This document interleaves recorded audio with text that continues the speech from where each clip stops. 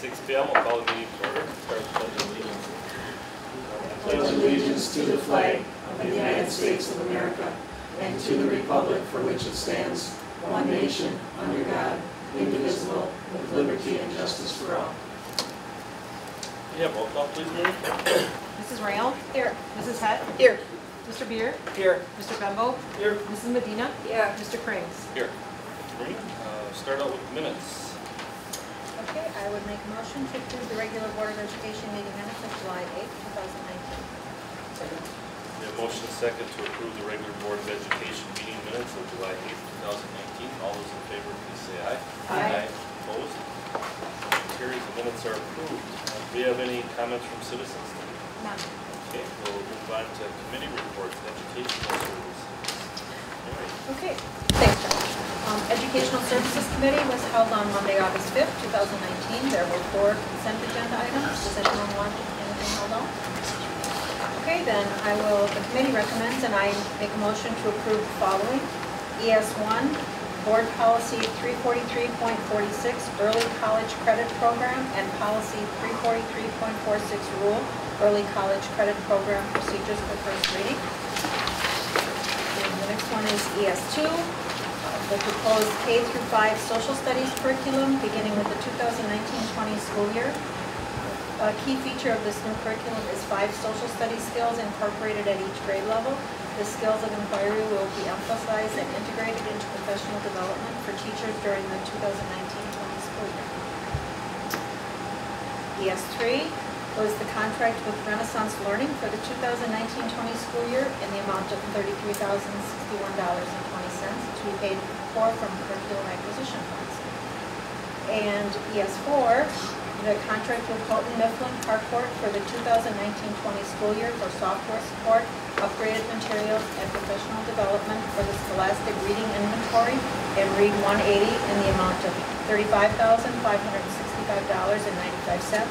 to be paid for from curriculum acquisition funds, Fund 27 flow-through dollars, and reading funds. And that was it for consent agenda. Second. Okay, we have a motion and second to approve ES1 and ES4. We have roll call, please. Mr. Cranes? Yes.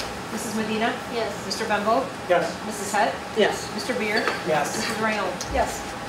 Okay, and then we had 3 updates. First, we had the elementary math workbooks, and Kathy Stebbins-Hintz reminded the committee that with the 2011-2012 approval of the elementary math acquisition, there is an annual purchase of consumable workbooks for elementary students.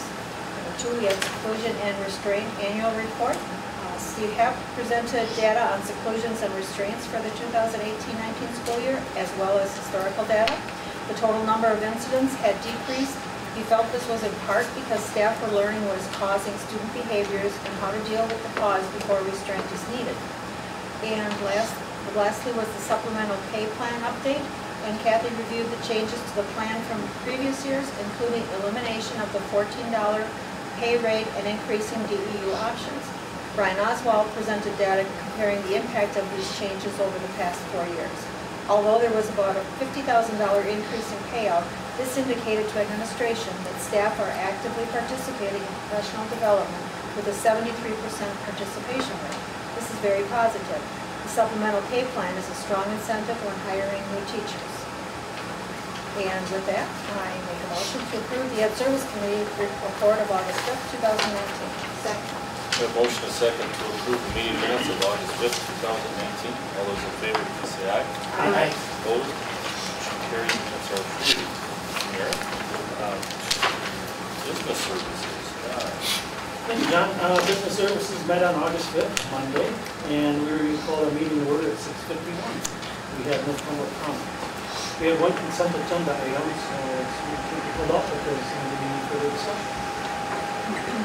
If there are none, our first item is a 660301 interdistrict agreement for the workplace training program. This is a training agreement for students attending the workplace training program from the Coosa, Port Edwards, and Wisconsin University. And committee recommends I move the approval of the interdistrict agreement. Second. Motion and second to approve ES1. All those in favor, please say aye. Aye. Opposed? Motion carries. And the balance of our report or our meeting was purchases reviews. We had a review of the invoice for the district property insurance, which will hit you up a little bit, and you guys said it's 6%. 3 to 4%. So that wasn't too bad. Then we had Ed tools for payroll monitoring for electronic services. The flooring replacement at Lincoln High School, 3 of the classrooms. The carpet we had replaced was original. And then an update on the technology switchgear support purchase and the Mitel phone support. What that is Phil bought a block service agreement so that we can have to pay higher rates if we have any issues with our phone service. So with that, can you recommend that I move to approve of the meeting minutes? Motion is second to approve the meeting minutes of the Business Service Committee of August 5th, 2019. All those in favor, please say aye. Opposed? Motion carries, minutes are approved. Thank you, John. Move on to Personnel Services. Sandy. Personnel Services met August 5th. Meeting was called to order at 6:53 p.m. And from that meeting, we have 5 consent agenda items, and they are as follows. The committee recommends and I move to approve the 1 professional staff appointment. 2, the committee recommends and I move to approve the 2 support staff appointments. 3, the committee recommends and I move to approve the 2 professional staff resignations pending the receipt of wishful thinking, $2,000 liquidated damages, and we did receive 1 of those already, waiting on the second one. 4, the committee recommends and I move to approve the 1 support staff resignation. 5, the committee recommends and I move to approve Board Policy 723.1 rule, emergency school closing procedures for second reading. Basically what we're doing is we're releasing high school first, and then we're just reversing it so that they're home when the little kids come home. Does anybody want any of those held out? I'll second that.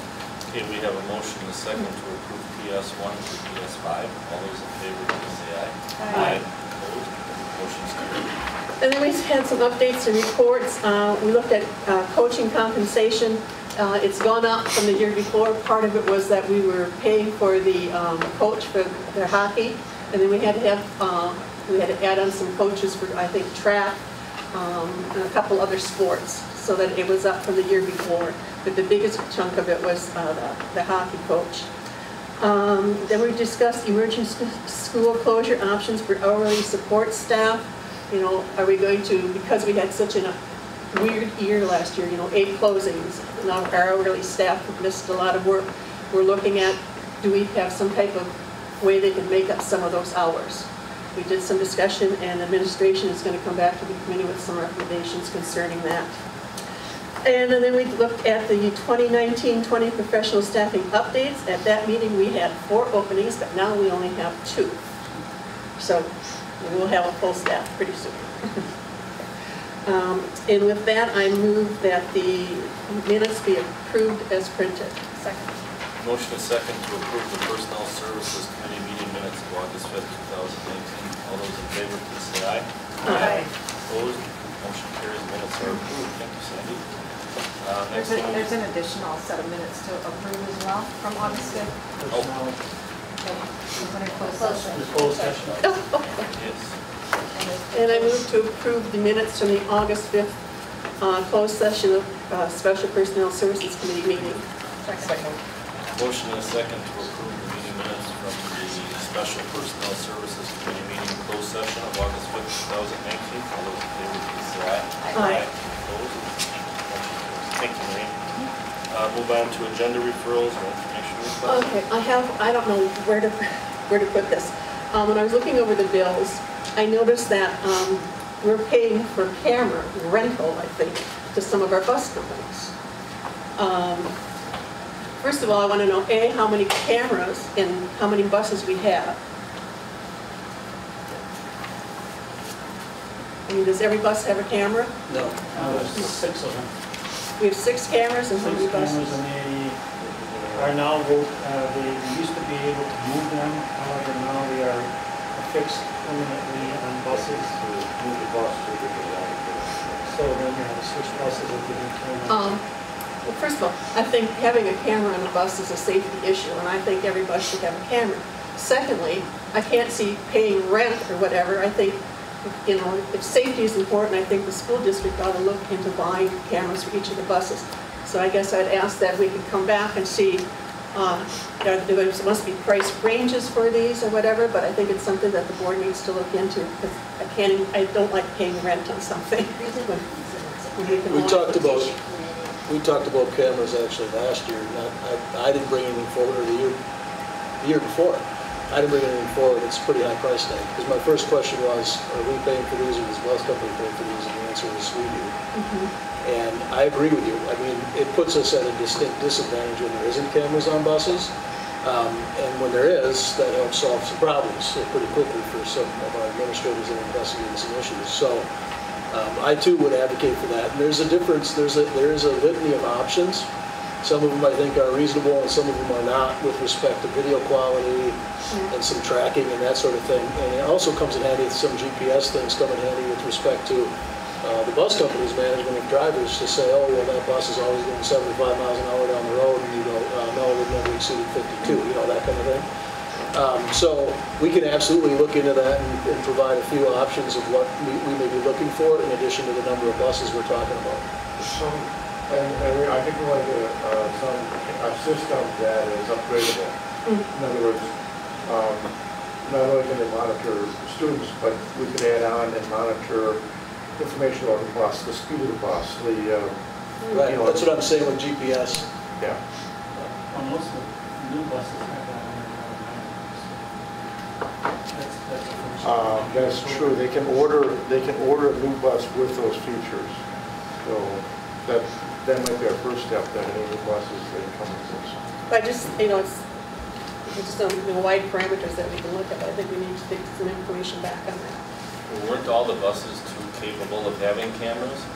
I mean, the systems were there, but it was where they put the cameras. It wasn't like the buses had to be specially equipped. They just had to move the cameras in and plug them in. The new buses now, they're going to different camera systems, and the new buses are more set up for monitoring the things that we're talking about. There's probably two premier camera systems that we want to consider. Lamers is using one of those in Green Bay. They're using it in Green Bay. Yes. But we're not using it here, so. But I mean, those are things we should look at.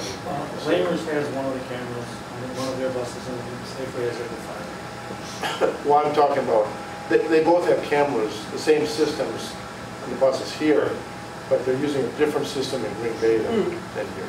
And it has more features, that system they're using there has more features.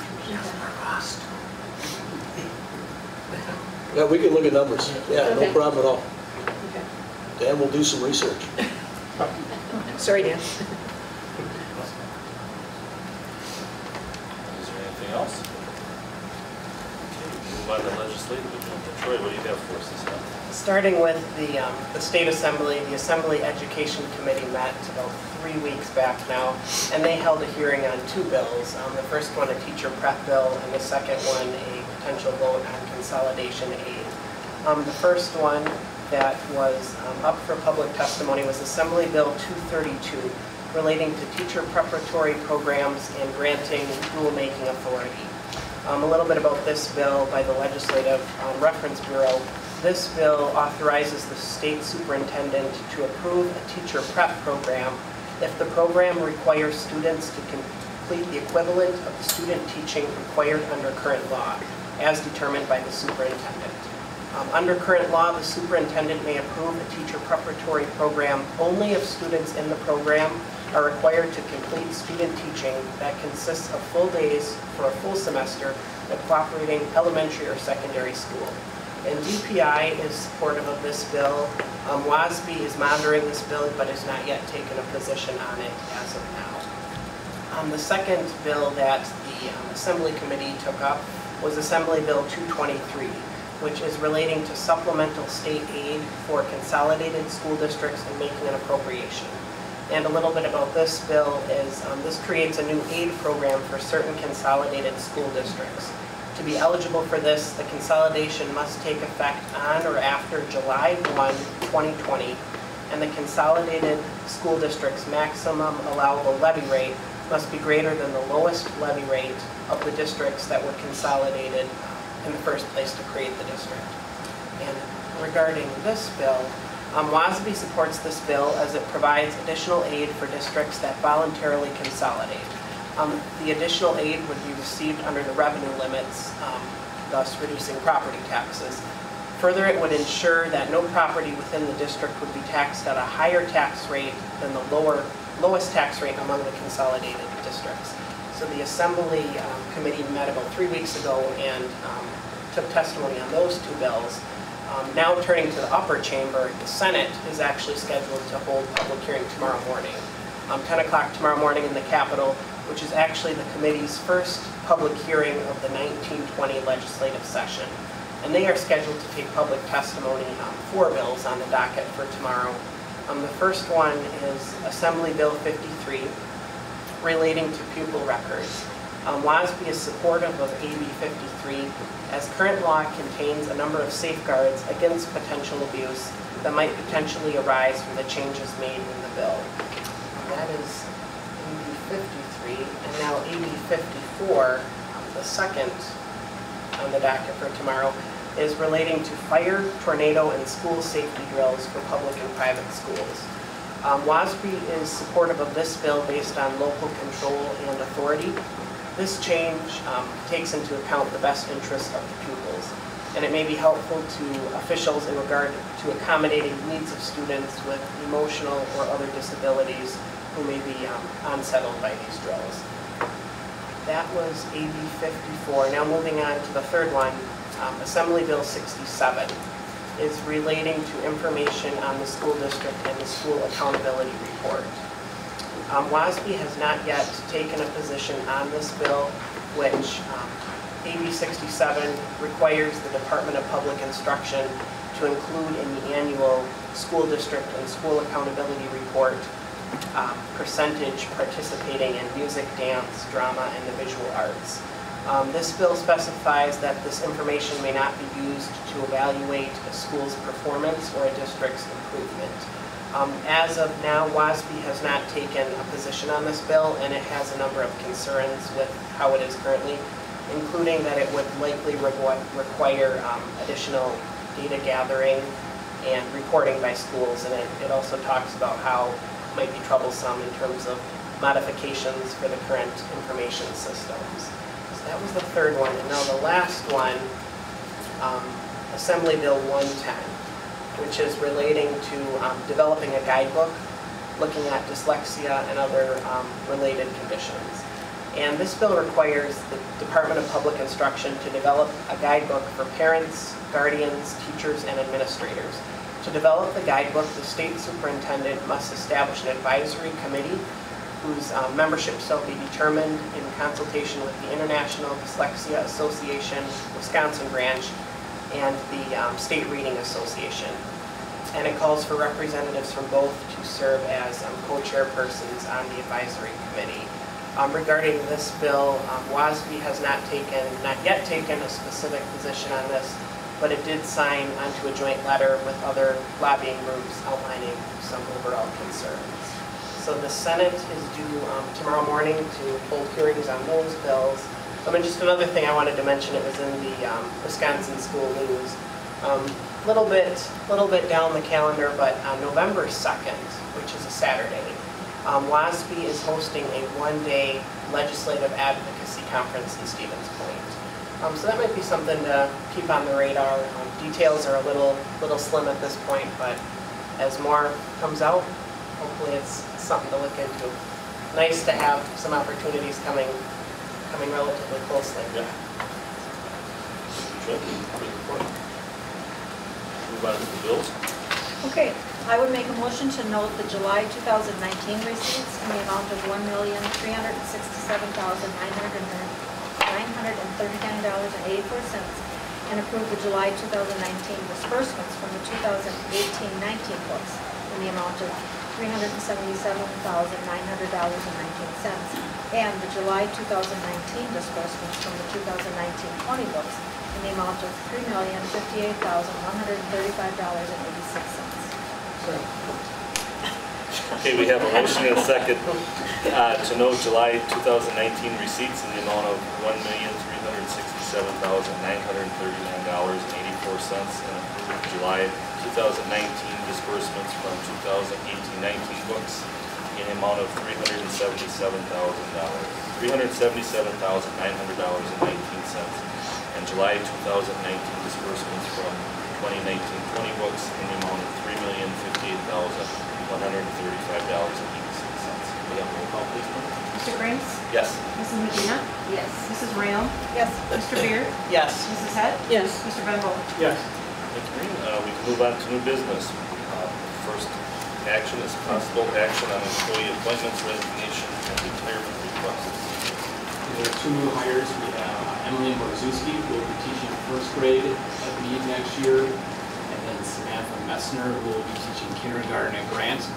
As mentioned before, we have a fifth grade opening right now at Woodside. Those interviews are set to go tomorrow morning, and then Mr. Hepp is working through the high school special ed opening. Okay, I make a motion to approve the two professional staff appointments as listed. Second. A motion is second to approve the two professional support staff appointments as listed. All those in favor, please say aye. Aye. Opposed? Motion carries.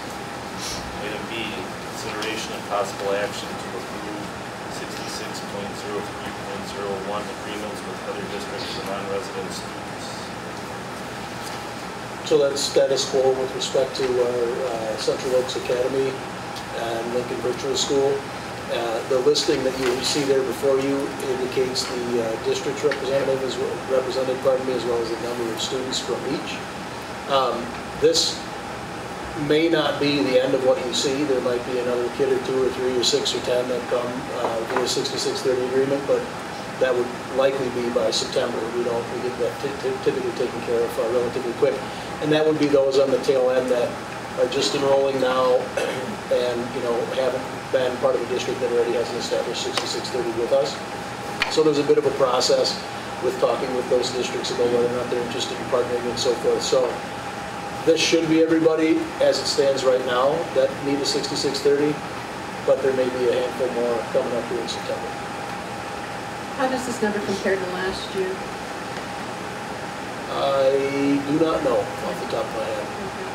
Numbers wise, so what ends up happening with this program, like a couple of different districts, Necedah, for example, started a program, so there's a number of kids that are enrolling into their program because that's the resident district, so it makes sense for them. I think Nakusa started a program, so there's kids that enrolled there. And whenever there is a district that starts a program, then I think the first thing they do, like we did, was court, homeschool families to say, hey, we can provide these services primarily, not just, but primarily. And then by virtue of that, then some fall off and some come on. And we do have a couple of new districts that are on the list that, Wautoma, for example, Stratford, for example, those are new. So the give and the take, there's not a significant, you're not going to see a significant difference. So if I were to roll the dice and say, I think we had 200 roughly, give or take, kids in the program last year, right, Dan? I'm willing to bet that you're going to see somewhere between, 180 and 210, 190, 210, something like that. Because it seems like 12 kids were gone from the Necedah School District. I think it was 12. But I'm aware of the fact that we picked up probably 8 or 10. You know what I mean? So I would be inclined to say it's not going to be drastically different. I make a motion to approve the proposed 66.03.1 agreements for non-resident students attending the district virtual programs in the school districts of Tri-County, Adams Friendship, Stevens Point, Nakoma, Leesburg, Marl River, and Stratford. Second. A motion is second to approve the proposed 66.03.01 agreement for non-resident students attending the district virtual program from the school districts of Tri-County, Adams Friendship, Stevens Point, Wautoma, Reedsburg, Marl River, and Stratford. All those in favor, please say aye. Aye. Opposed? Motion carries. Item C, discussion and possible action to approve tentative agreement reached with the WREA bargaining groups. Yeah, so our negotiations committee met on July 29th, and Maureen, we all need to approve these minutes as well, correct? Oh, my apologies. And the CPI with respect to that, what we're operating off of is 2.44. And of course, under statute, the initial exchange of offers would be that we would negotiate, up to 2.44% with respect to CPI. After very brief back and forth, I think the overall meeting lasted 25 minutes or something like that, so this was not contentious nor crazy in any capacity. The board's offer was 2.3%, and the WREA had agreed to that, ratified that, and is here before you for approval. What that relates to in terms of dollars and cents is $1,103 per full-time FTE. That's prorated if they're a percentage employee. So if you're 50%, you get half of that, so forth and so on. And that is indicative of a 2.3%. No differentiation for time of service or longevity. So that's kind of an across-the-board sort of approach. Okay, I make a motion to approve the proposed 2019-20 Wisconsin Rapids Education Association collective bargaining agreement. Second. Motion is second to approve the proposed 2019-20 Wisconsin Rapids Education Association collective bargaining agreement. All those in favor, please say aye. Aye. Opposed? Motion carries. Next item will be the agreement with the AFSCME Local 1075 custodial and maintenance. Yep, and then a similar process took place with the Personnel Committee, who does the negotiations with that local. And the agreement that we reached was 2.3%, very similar to the teachers. However, the 2.3% would be of individual's wage, so there's a slight range.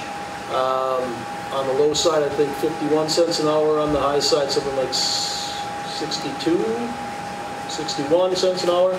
And that's delineated based on their existing wage for things like, the HVAC tech, for example, which is a higher wage than some of the other positions. But it is 2.3% across the board. And it was agreeable with their group as well. That meeting was even briefer than the teachers' meeting and lasted all of 20 minutes or something like that. Motion to approve the proposed 2019-20 AFSCME Local 1075 custodial and maintenance collective bargaining agreement. Second. Motion is second to approve the proposed 2019-20 AFSCME Local 1075 custodial and maintenance collective bargaining agreement. All those in favor, please say aye. Aye. Opposed? Motion carries. Item E, discussion and possible action to approve the recommended changes to board policy 411.5 bullying for first reading.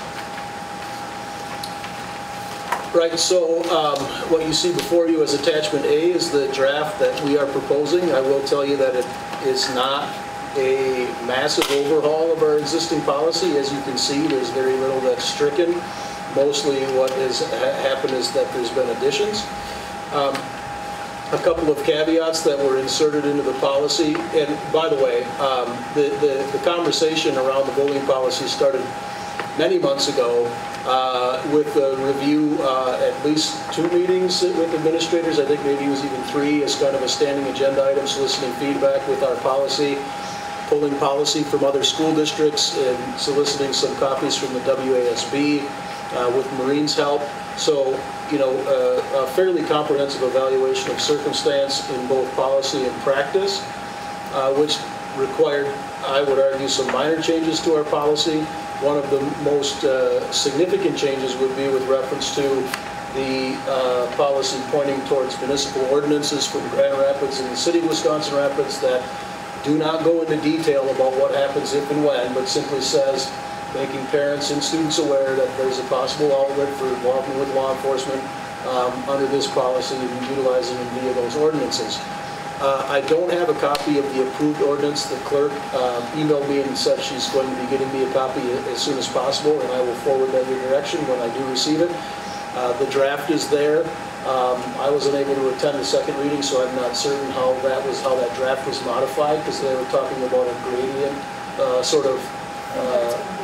that's my interpretation too, and the draft doesn't have that. So the language, I believe, is fairly similar, and it's just the fees. And frankly, we didn't talk about fees. My request, the conversation with both Grand Rapids and Wisconsin Rapids was not, I'm not here to tell you what it should be. I'm here to request that there's some kind of collaboration and mutual involvement in, these potential issues. And so you'll see that. But I have to emphasize that much like anything else, that is independent of what the school district does or says. So this isn't a circumstance where we find somebody's bullying and we call the cops and they get a ticket. What we'll do is typically, follow our normal course of action, which is why our policy remains largely unchanged. We'll follow our normal course of action. We'll identify whether or not bullying did in fact occur. We'll document as appropriate. We'll talk with the kid and their parents and give them every opportunity to correct the behavior. In most cases, a starting point, particularly with first offense, is a conversation. Hey, this needs to be done. And sometimes, because of the severity, there might be an additional disciplinary consequence, a detention, out of school suspension, in school suspension, or whatever, counseling, whatever the case may be. So there's interventions.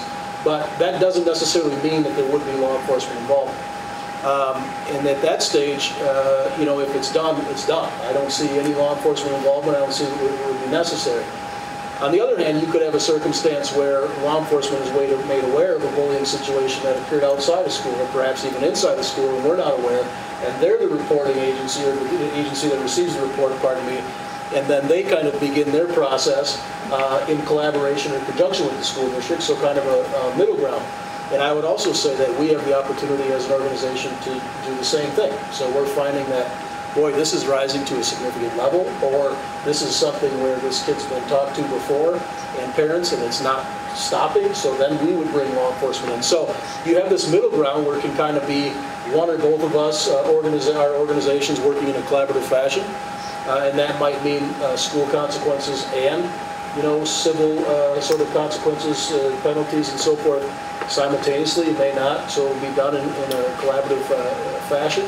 And then you have the completely, school uninvolved sort of approach where some kind of bullying took place completely outside of school. There's not issues in the school. Maybe it's summertime, maybe it's Christmas break, whatever the case may be. And a parent or some individual starts this process with, law enforcement for Grand Rapids or Wisconsin Rapids, and they handle that in and of themselves. I would suspect that our SROs would be in the loop on those and would let our staff know, potentially after the fact, or even during to say, hey, just as a heads up, when school starts, you might want to be aware of these, kids, this situation. But it doesn't mean necessarily a change for any of our organizations with respect to how these things are handled long term. It simply means, again, access to different opportunities and different resources. So with that said, a complete policy revamp wasn't necessary because based on all these factors that I just shared, I think our policy is fairly solid, and frankly, it wasn't terribly old upon initial review. A couple of things that were implemented or that were modified are, I think, an important caveat to say, look, we intend to prevent bullying as much as possible, but, look, we don't supervise kids 100% of the time. There's not any guarantee by the district that your kid's not going to be bullied anytime 100%. And there's no school district that I'm aware of that can guarantee that. And I think it makes sense on the front end to say, hey, we're not going to be aware of some of these things, so we need to be made aware so we can take appropriate steps in intervention. And another piece that I think is important to include, both of these are on the first page, working my way down, has to do with what we will do to kind of, intervene and stem bullying to the best of our ability. These are things that were happening.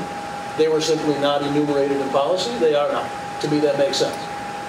And then lastly, the last paragraph that's fairly significant is my description or our description around how law enforcement may or may not be involved in the fact that there's potential monetary consequences. And by virtue of all of the stuff I just described, that's left a little bit open-ended, right? Because anytime we have policy and you say, if this happens, then this happens, you're going to find an exception to that case, and then that you're not going to necessarily follow the policy. So, in general, that's a long-winded way of saying we have some minor changes, and we're looking for that to move forward. I want to thank you for doing this and for being involved with the city, because I went to both of the meetings, the first one when you were there, and you explained it very well. And because I think a lot of people do think that we're just going to push it off on the police, and that's not it. We're going to continue what we're doing. And I like the changes, the few changes that you did make in here. especially learn about what we're already doing in the schools, because as a board member, even I wasn't aware of it until this year when we were looking into Yep. it more. Yep. So I think it's important for parents and for community to know that, that we are doing the best we can. But this is a good app. So thank you. Absolutely. And the second part of it is it's good to see the communities are actually realizing it's a problem too, because it's not just like you said, it's not just at the schools, it can happen at most of it will happen over Facebook, Yeah. Snapchat, all that. So we have no way of monitoring that, but they have a little more control. But as parents should have to have basically ultimate responsibility on that, which it's nice to see these communities step up and say, hey, parents, you got it. And you'll absolutely be hearing some reports with respect to, how many letters were issued, citations, if in fact they were. And, I'm not going to sit here and tell you we got this process all locked down. We know exactly how these things are going to go. It's going to be kind of a fluid process as we work through this first year in particular. But we will, gather data about what's going on and whether or not we're seeing the fact that this ordinance is even being used. It's interesting that you implement an ordinance and everybody that I've spoken to, chief of police on down, says, well, it's not something we anticipate using. Because you're going to have a conversation with parents, you're going to issue the letter, and then odds are that the behavior is going to change pretty quickly if it hasn't up until that point. But, there too, it would be interesting data for you folks to know. After the first year, we issued 0 citations, or 1 or 2, and after the second year, we've issued 0, So we'll kind of keep you up to speed with what's going on, and I'm sure the community wants to know those sorts of things too. So we'll keep an eye on it and have those conversations. But I think the biggest thing, much like the move with school safety, and that's the other piece with the tie-ins with this around school safety, and we want every kid to want to come to school, kind of a vibe. But one of the pieces that I think is important is the evaluation of, or notifying individuals, not only evaluating the program, but ensuring that we know that somebody knows what's going on. Don't take for granted that, well, clearly somebody at school knows about this and isn't doing anything about it. I'll take the calls myself. There should be nothing that inhibits a parent or a student or a community member from contacting the school and saying, this is happening, are you aware of it? The follow-up is part of the problem. And I'm going to admit that that's one of the biggest issues that school districts face, is because we can't call that person back and say, hey, you were right, this kid is bullying, and we did this to him and that to him, and his parent, you see what I'm saying? We can't do that. So that follow-up piece is super constrictive with respect to our ability to share that kind of information. But if we don't know about something, there's nothing we can do about it. And that goes hand in hand with school safety too. And I think our kids are getting that. We've had a couple of circumstances where, in this past year, kids came forward and thankfully have found that there was an issue. But we want to know those sorts of things so we can investigate and take appropriate, appropriate courses of action, and of course involve law enforcement if in fact we need to. Okay, I'd make a motion then to approve the recommended changes to board policy 411.5, bullying, for first reading. Second. A motion and second to approve the recommended changes to board policy 411.5, bullying, for first reading. All those in favor, please say aye. Aye. Opposed? Motion carries. Okay, the last item then is consideration and possible action to approve of a request from Safeway Bus Transit to include an addendum to the current contract. So you see, attachment B is the letter from Safeway with this request. When I talked with Tracy, I did indicate, I said, I don't have ability to unilaterally change a contract that our board has approved, but I'm happy to bring something forward with respect to some modifications you'd like to see. One of the things that I shared for you in the update, or the background material, pardon me, is that, over the last, how many years did I provide for you? 6 or something like that.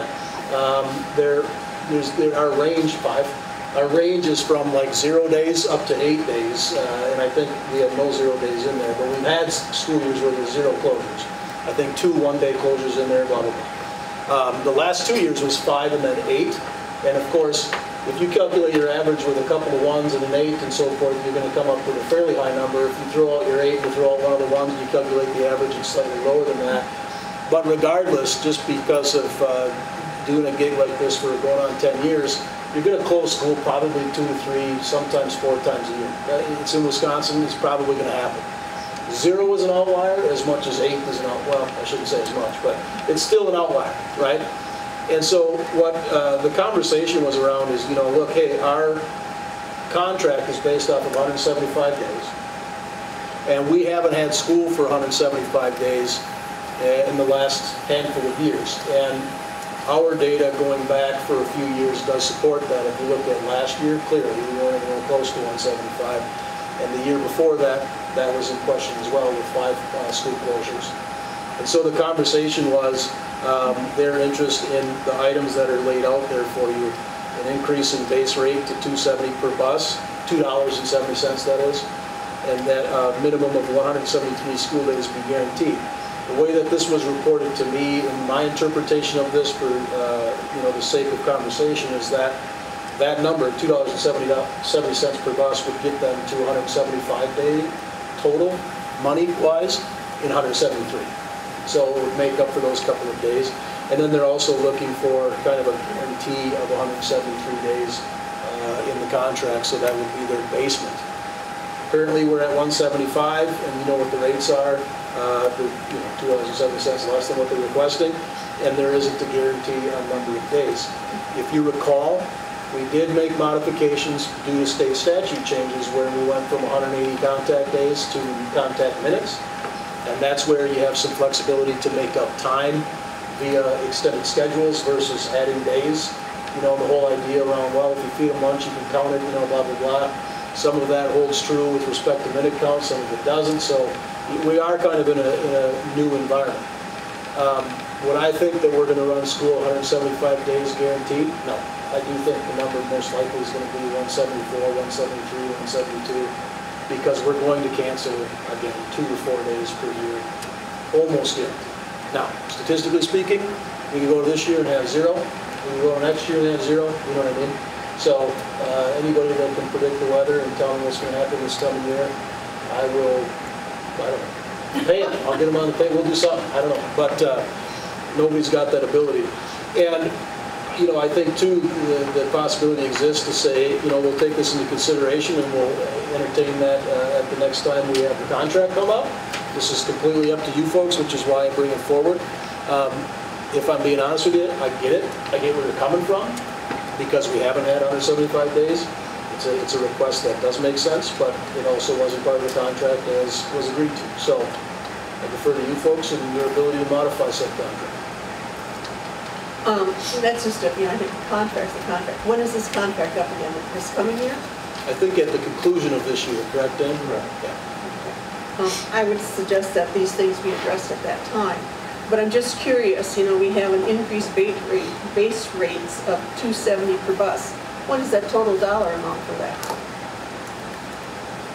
I mean, I'm just curious. It wasn't a lot. I would like to see the numbers as opposed to the contract. And when is our meeting would be in 2 months, won't it? It'll be probably March, April, May of next year. I personally would like to defer it until we have the contract out. It's not going to, I think it's going to, you know, the 270 per bus. I agree that I understand the guarantee, but I want to see some numbers. I want to see the numbers. The concern I had when reading through this is what other potential businesses will come. We have companies that plow snow for us. Do we guarantee that they're going to plow snow 20 times a winter? Do they come in and say, well, I had trucks and plows that I purchased, or an end loader, or a snow pusher that I parked at Lincoln High School and it sat there and we used it twice? What does this open us up to potentially for other businesses coming in requesting guarantees? It's weather related, we can't make any guarantees. Well, the minimum guarantee, I can understand that. And our hourly people, I mean, personnel looking at for hours, because it's a similar concept. They lost that money and they didn't have an immediate way to get back.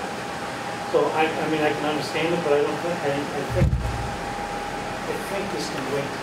In my opinion, I'd like to see the numbers. 270 per bus, I want to see what the total number is. But if we were to make a decision, say in March or April, whenever the transportation meeting is held again, couldn't we do it retroactively, like say, you know, so so that the year is covered. Well, honestly, We have that option, yes. by the time March or April rolls around, you could absolutely, because we probably know the number of closures we've had by then, safe to say, although we've closed mid-April. So we'd be closer to what that number would look like, and I think moving into the year, it wouldn't put them at any disadvantage. You know, once we get to that stage, Right. there's not any significant disadvantage to it. I wasn't comfortable coming to this meeting without knowing the background numbers. That's all. And, you know, we've had closings all these years, and it's just this last year with 8 that was all of a sudden, you know, we want to. Well, Just it was something. the change too, like we said, when it went from days to Yeah, minutes. I get the guaranteed minutes or the guaranteed day, and it does make businesses. I mean, because you have people you're still paying wages to and paying Yeah, you benefits. said when we extend the school day, the mechanics are getting overtime. That thing, that was, I understand that.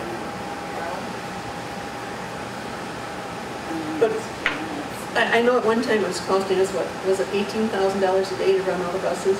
I assume that's up since then?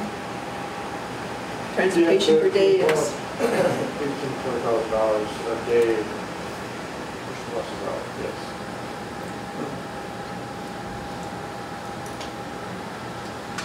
I know that's not a lot. but I'm with you, John, you know, it looks, well, $270 per bus, but, you know, what is that? Yeah, there's no numbers in the background, and I'm not comfortable making a decision. So we can take those. I would say, yeah, I think we. Well, yeah, you can take no action, and then, yep, it'll come, I don't think there's any need to table it, we'll just bring it forward when it's contract conversation again, and then we'll have numbers for you. And I'll call Tracy tomorrow or the next day and just say, hey, you know, here's the sentiment, and we think there's a possibility that this year's bill could be addressed, but we'll do it via the normal course of action of talking about the contract, and we'll address it this spring. Fair enough? Yep, sounds good. Perfect. All right, looking forward on the calendar, please note that on Wednesday, August 21st, we have the new colleague orientation luncheon. I believe that's here. Yes, it is. This room. On the 27th, we have the All Staff and Service Welcome Back program at the PAC. You can come, you should come, it's gonna be great. September 3rd, students return. That's on a Tuesday. That is also our board meeting for September because the 2nd is Labor Day, so that moves it back. So, next time we meet, we'll do that in school. With that, we're adjourned. Thanks, everyone.